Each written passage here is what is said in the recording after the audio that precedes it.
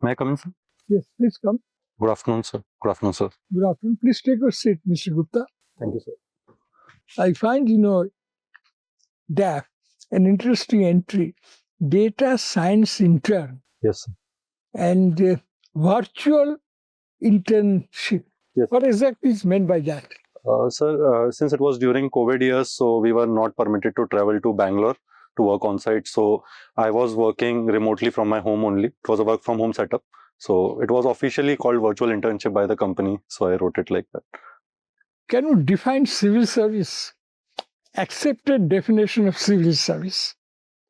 What is it? Sir, I can try, sir. So basically, primarily the government has two arms. According to my understanding, there is military or armed service and there are civil services. So civil services constitutes those services which provide amenities to the civilians and take care of their protection. For example, the police force and the administration and all the other needs of the civilians in a country, sir. That's my understanding. Tell me, what is the primary role of civil service? Primary responsibility. So the primary role of civil service, according to my understanding, is converting a political vision about the country, taking in account the political vision about the country and converting it into ground level initiatives through various policies or programs or multiple initiatives. What is the relationship between laws of the land and civil service? So the first relationship is that they are guided by the spirit of the laws. For example, our constitutional laws, the spirit of that is constitutional morality, equality for all the citizens and positive well-being. Second is they are also constrained by the laws, sir. Constrained by? Constrained by the laws, by the very same laws. They cannot overstep their boundaries. For example, if it is illegal for a civil servant to accept a bribe, he cannot overstep it. So, thank you. In view of these extensive minings, what is the future of Aravalli Hills? So Aravallis are an old hills, old fold mountains, which are running across 4 states. That is, it cuts across Delhi as well as Haryana, Rajasthan and Gujarat. It basically divides Rajasthan into 2 areas. It acts as a barrier between the Thar as well as the plain part of the Rajasthan, the Luni basins. And most of them being geologically old, they are highly eroded and have a general elevation of about 100 meters, average elevation. The way the mining has been being done or has been going on, will it not finish the hills? Certainly, sir. For a very long time, this concern has been raised that illegal as well as legal mining is leading to vanishing of the hills, and Supreme Court in its recent judgment also noted that around 10% of the Aravallis has almost disappeared due to this mining. So, and the various steps are also taken by both the court and the government to combat these. But we often read in the newspapers that caste system is very much prevalent in Rajasthan and very rigorously it is being adopted. How we can remove it? So caste system is an entrenched reality of Indian society in general, and particularly in Rajasthan, it's very strong because of the Rajputana culture that exists over there. Sir, as far as removal is concerned, first I think the socio-economic upliftment will go a long way, because when we see in our elite institutions or even in our good paying jobs in our cosmopolitan cities, the caste system, at least in the public sphere, gets weakened, sir. Second is what sociologist 𝐂𝐭 also mentions, that as more and more intercaste marriages will take place, this will weaken the caste hold. Thirdly, sir, I personally believe there needs to be more intervention at the school level, particularly with respect to Rajasthan, because I have read about instances where midday meal cooks have been thrown out of their job because they belong to a scheduled caste. So if we can take early age interventions, then that mindset will only not develop. Sometimes back, I read in the newspaper, some IPS officer was also not allowed to ride a horse during his marriage. How do you take it? Even IPS officers. Sir, I don't recall the exact incident, but such incidents are common in Rajasthan. But at the same time, I can recall a recent incident when a Dalit man was taking out a procession and he was stopped. The administration actually took swift action and ensured the protection to the entire procession, sir. That was. Rajasthan is known for its forts and havelis. See, what is the reason? What is the reason for so many forts and so many havelis? Sir, the reason being is that in Rajasthan there are a lot of hill forts. So the Rajputs had this culture of warfare where they would build hill forts so that it will be impregnable. That was the primary reason to build all these hill forts, sir. And secondly, there are certain messenger forts also. Since Rajasthan was highly arid area and rugged topography, it was very difficult to relay messages over long distance. So what the messengers used to do is they will go from one fort to other to carry the message. So there are certain messenger forts also built in the Rajasthans. Have you seen the Golden Fort of Jaisalmer? No, sir, I have not been there, sir. That fort is totally different from other forts. Sir, I will read about it. Okay. And about Navalgarh Havelis? Sir, I am not aware. I'll read about any it. paintings in the Havelis? No. Kishangarh School of Paintings? Yes, sir. That is is very near Ajmer. Yes, sir. It's by the famous artist Nihal Chand, and it's Bani Thani paintings. They are very How it different from Kangra paintings? Sir, if I can recall correctly, Kangra school usually depicted a lot about seasons and had vibrant colors, whereas the Bani Thani paintings are about the elegance of female expression and the beauty that they usually depict. For example, I have a Bani Thani painting at my home. It will use vibrant colors, but to depict the eloquence and elegance of female figurines that I am aware of, sir. What is your take on desertification of Rajasthan? So there are multiple reasons to it. Primary being that a large part of Rajasthan consists of Thar desert. Secondly, as we discussed, that Aravallis are being eroded down. So actually what was natural barrier is also now being eroded. So it is leading to desertification of eastern Rajasthan also, sir. Thirdly, there are unsustainable practices also, particularly after Indira Gandhi Canal was built in Rajasthan, because there was a lot of use of fertilizers and salinity seep in, and even the fertile areas of Rajasthan are now turning barren. So that are the reasons, sir. But again, a lot of local initiatives, state and national initiatives are taken. If I can name a few, those would be in Jaisalmer, khadims are being built. Around Jaipur, local NGOs are taking up the case. In Alwar, for example, we saw Tarun Bhagat Sangh by Watermen of India. That was one. And Jal Jeevan Mission is also a successor. Apart from that, a mega project which is being undertaken is the Aravalli Green Belt to prevent this desertification. Now coming to your present police officer status, right? Gangsterism is increasing day by day in Punjab, Haryana, Rajasthan and Delhi. What's the reason? How we can check it also? Sir, as far as I have read about it, the gangsters which emerge primarily are due to either college rivalries or the land conflicts, particularly from Rajasthan when they emerge. And it is becoming a major challenge because of lack of interstate police coordination. Because what happens is, if there is a criminal from UP, they will take a shelter in Rajasthan and so on. That becomes a problem, sir. And the third is, since Rajasthan and particularly Haryana, they are very close to Pakistan border, and even Rajasthan shares border actively. So there is a lot of intra-country or interstate smuggling of arms also. That is the reason, sir. And fourth reason, which I believe, is that social media culture has actually glorified these gangsters, and a lot of youth are getting influenced by them. For example, a recent case of jacket being sold in the name of Lawrence Bishnoi. So these are the reasons, sir, why they're on the rise. Serious juvenile crimes are increasing day by day in India. What can be the reason? Sir, the reason could be because the age of consent that our laws prescribe are usually is 18, sir. But then we see a lot of cases between 16 to 18 where there is consensual relationship is also happening. But parents, for example, due to patriarchal culture, the parents of girls are using law not in their spirit. They are using law to the wrong end to register the cases. Secondly, sir, again, the social media and digital exposure is also leading to premature adulting. I read a sociological study on it where there is premature adulting of the teens that could lead to juvenile crimes, sir. And thirdly, the juvenile crimes instances are high when there is high poverty and high deprivation, sir. So these are the three reasons. Is there any legal angle to it also?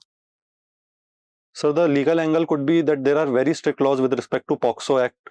So, for example, if you want to just threaten a person to not be in a relationship with your family member, you can threaten a juvenile by it. That I am aware, sir, that I can. And juvenile courts?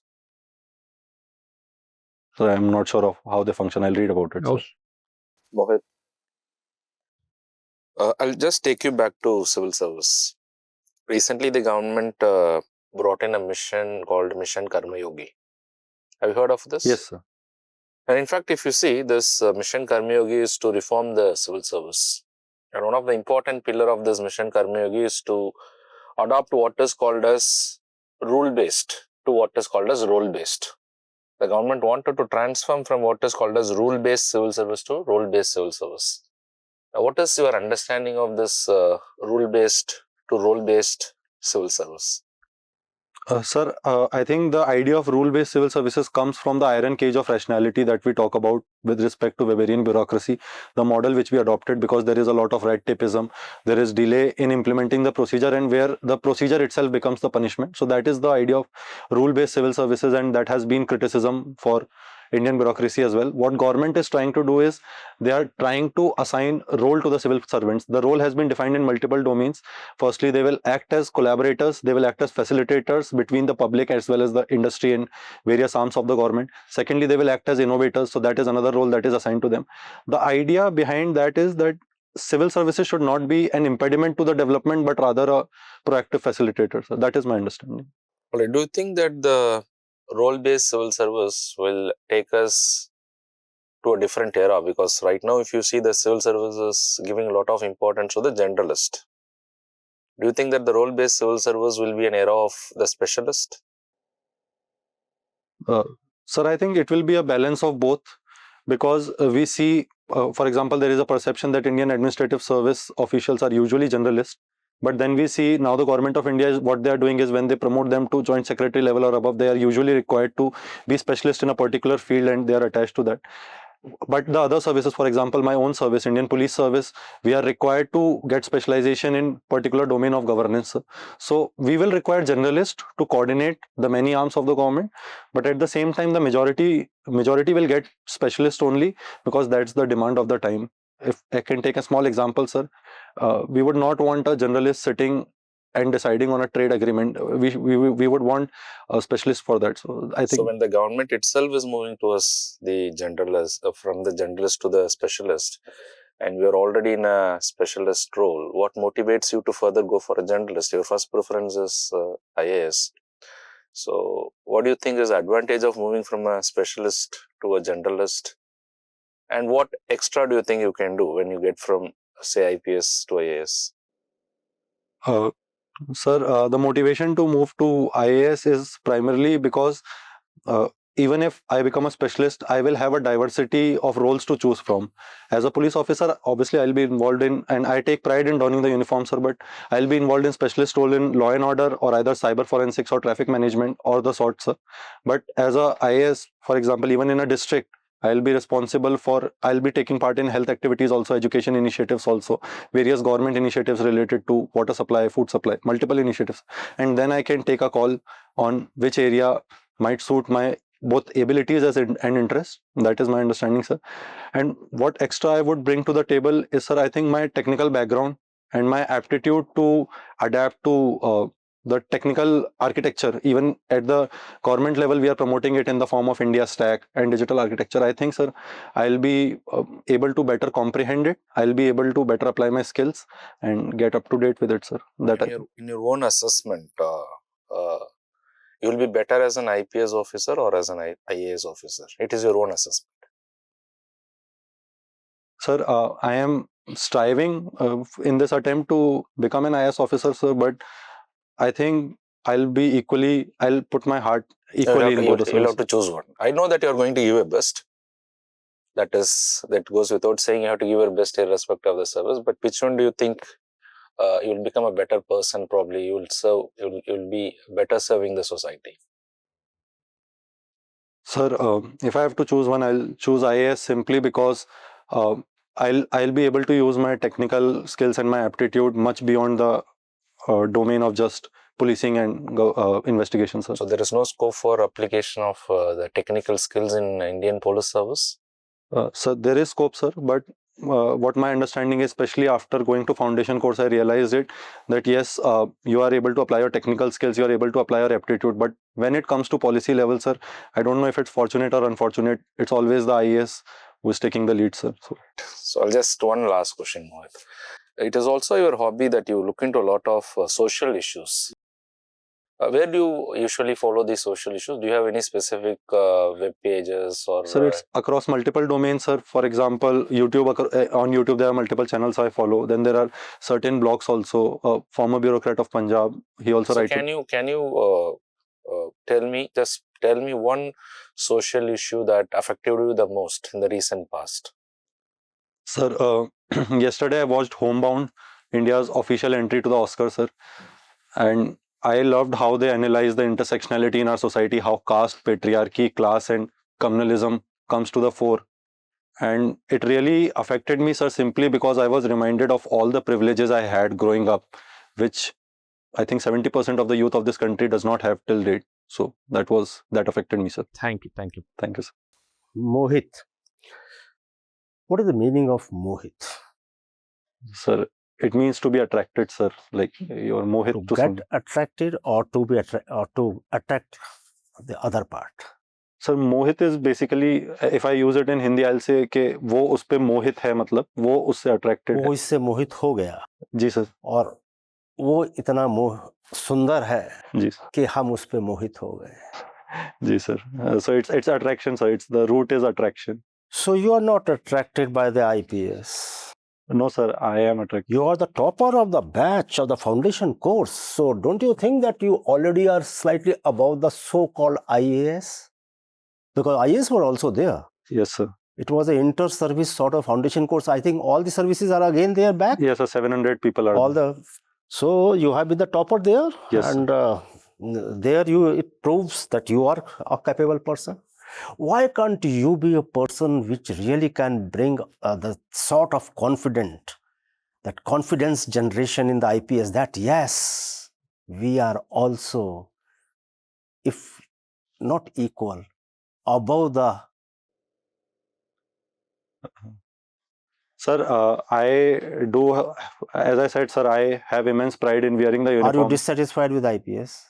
Sir, at a personal level, I'm not dissatisfied, sir. I'm really looking forward to my NPA training and subsequent posting in my You are cadre. yet to join there? Yes, sir. I'll be joining on 5th December. I'm really looking forward to it, sir.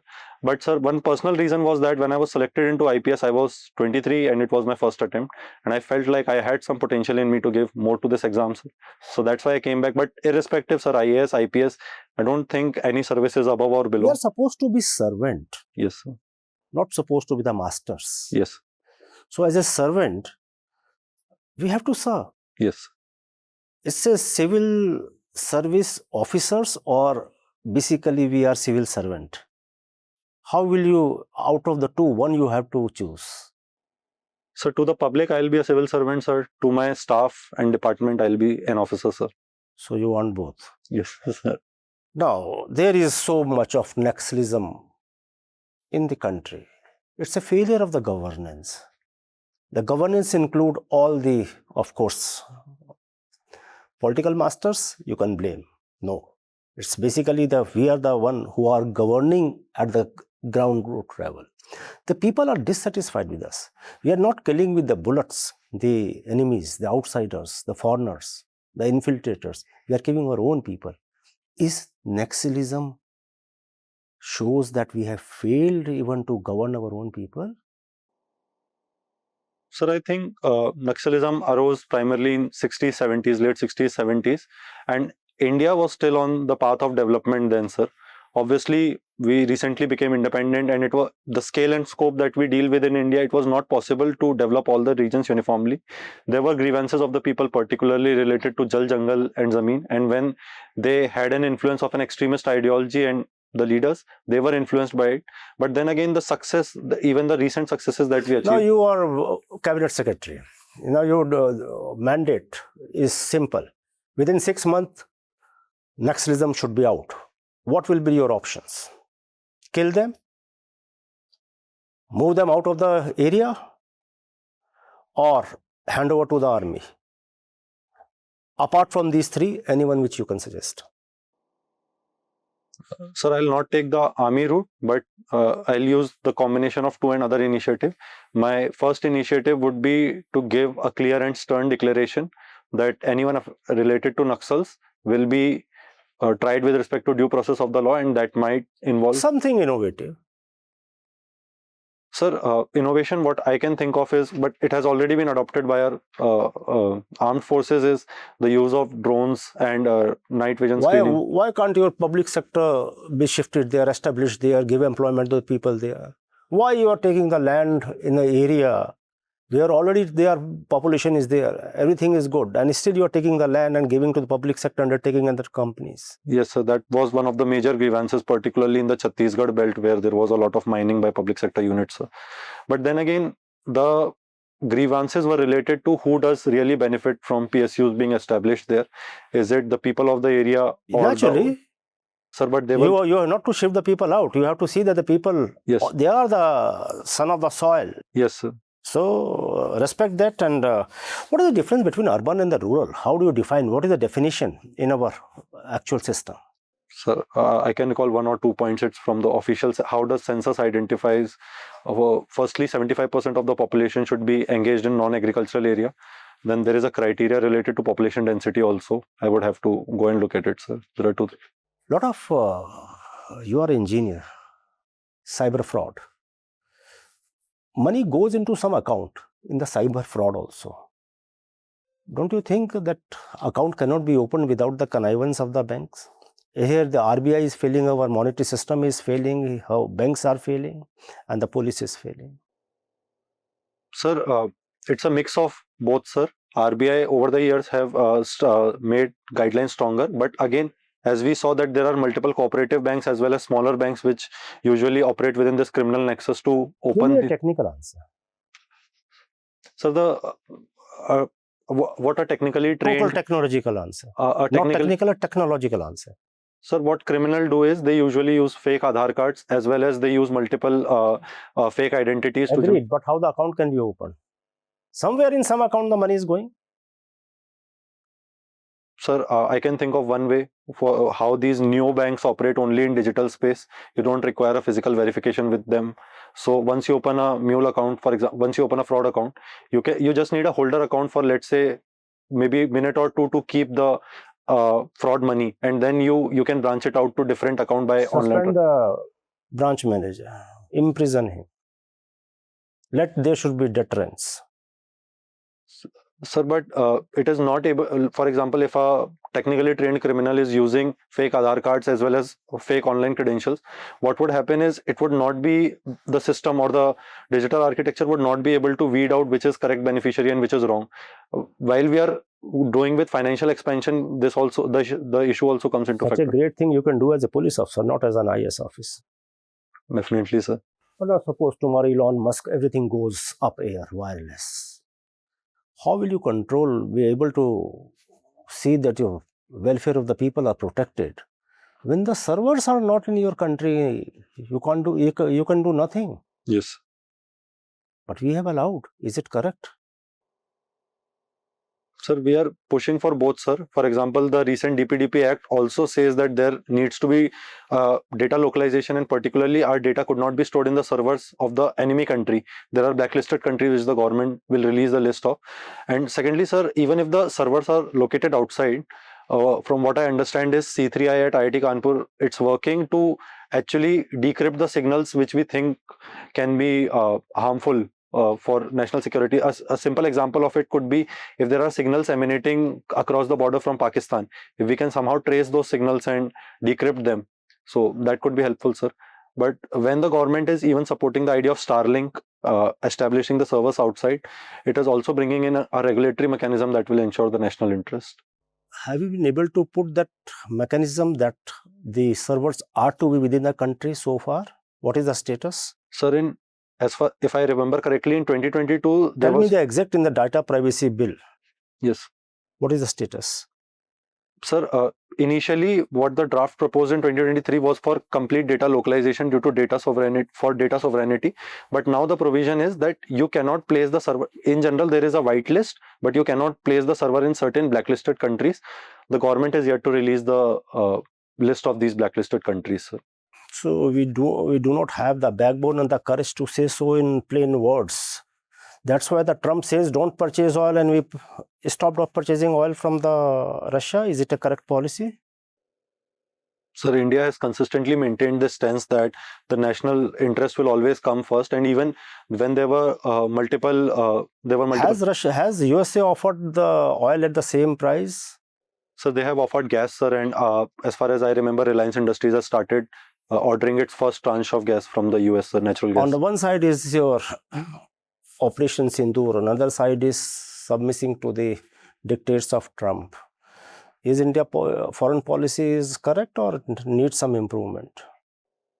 Sir, I think we had a very consistent stand, and it is correct, sir, that our Prime Minister and our Foreign Ministry consistently maintained that there was no foreign intervention in Operation Which Sindoor. is the sector where the maximum amount of foreign exchange is spent? Sir, that would be the financial sector only. For example, there are a lot of FIIs which invest in our bonds. Not and petroleum, I'm asking import, on the import. Sir, petroleum related energy imports constitute a large section. Then there is gold related imports that is also seeing a surge. How much gold is a part of the foreign exchange basket of the country? Can I take a guess? I have read about, sir, it was last I checked, it was 7 to 9%, but I'm not sure of the figure. 15%, 880 ton. And you don't want to really help the country by opting out of Indian Foreign Service, where you can take decisions in all these matters? Sir, that was just because of my personal preference that I wanted to serve in the country and not outside it. That's why even in my first attempt, my first preference was IAS and second was IPS, sir. IFS was the third preference. But here you have totally said no. Sir, I feel like I'll be more suited, like I am more suited, my personality and my abilities are more suited to serve inside the country than in a diplomatic capacity. I am really looking forward to the challenges of my cadre Uttar Pradesh, sir.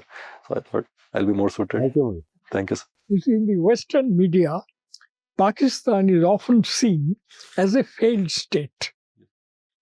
What are the characteristics of a failed state that you see in Pakistan? So there are multiple dimensions. First failure is that they are a deep state. Their political leadership is has lost complete control and army controls it. Second is economically they are failed because there has been at least 10 bailouts by the IMF. Third failure is that they are not able to protect the basic human rights and there are frequent allegations of human right violation. Fourth failure, I would say, and biggest failure is that they harbor the terrorist on their own soil, and even though they have been bitten by the same snake, they don't seem to take lessons from it, sir. I didn't mention about population explosion. What is the population of Pakistan, areas which now form Pakistan, at the time of independence, and what it is now? Sir, I'm not aware of the figure. I'll look into it, sir. Okay. Do you see rule of law in Pakistan? And what do you understand by rule of law? So the idea of rule of law is that law is the single principle which will guide everyone and no one is above the law.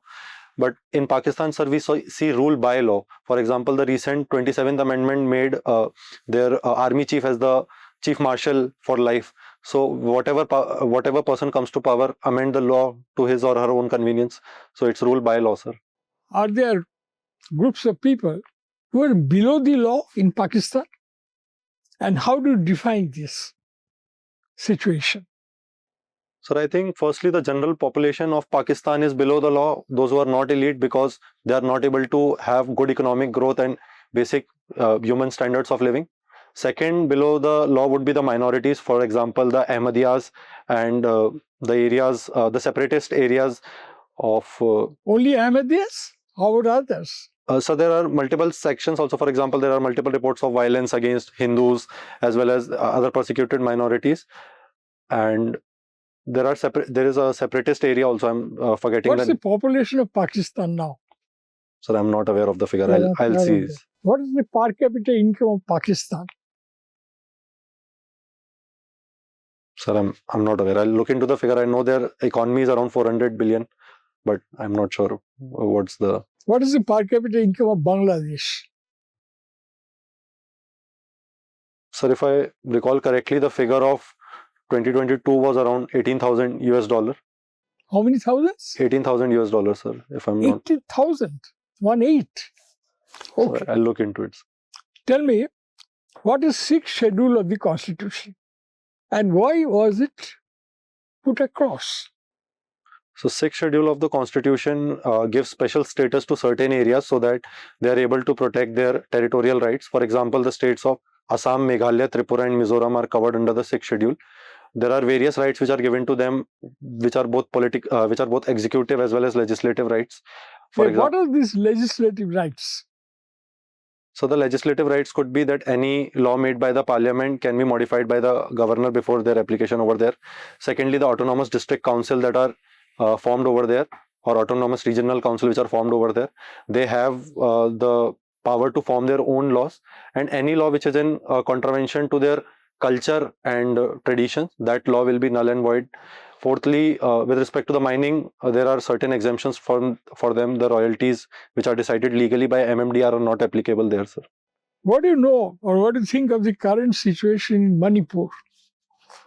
What are the issues which led to violence?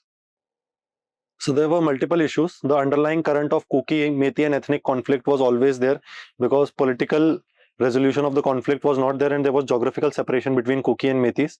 The immediate fire was the High Court decision regarding the reservation provisions. What was the High Court's decision? Can High Court take such a decision? What was the subject? So it was related to reservation, but I am not able to recall exactly. I'll read it, sir. Thank you. Your interview is over.